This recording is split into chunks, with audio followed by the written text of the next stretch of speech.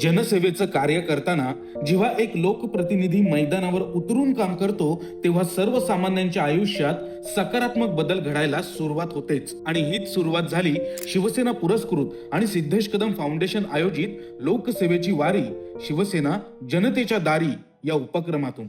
8 विधानसभा, 60हून अधिक शिवसेना शाखा आणि 25,000हून अधिक लाभार्थी ज्यांचं भविष्य घडवण्यासाठी धावून आला प्रत्येक शिवसैनिक. हिंदू हृदय सम्राट बाळासाहेबांची शिकवण आहे, शिवसैनिक हा पदाने नाही तर मदतीने ओळखला जातो. हीच प्रेरणा घेऊन तळागाळातील नागरिकांपर्यंत शिवसैनिकांनी त्यांचे हक्क पोहोचवले.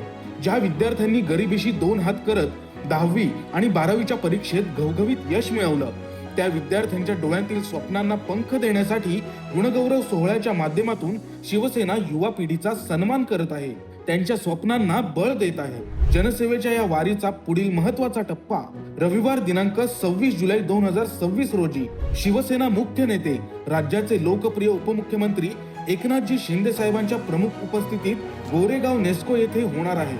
या सोहळ्यासाठी आवर्जून उपस्थित राहा, कारण शिवसेना तुमच्या दारी आली आहे तुमचं भविष्य घडवण्यासाठी.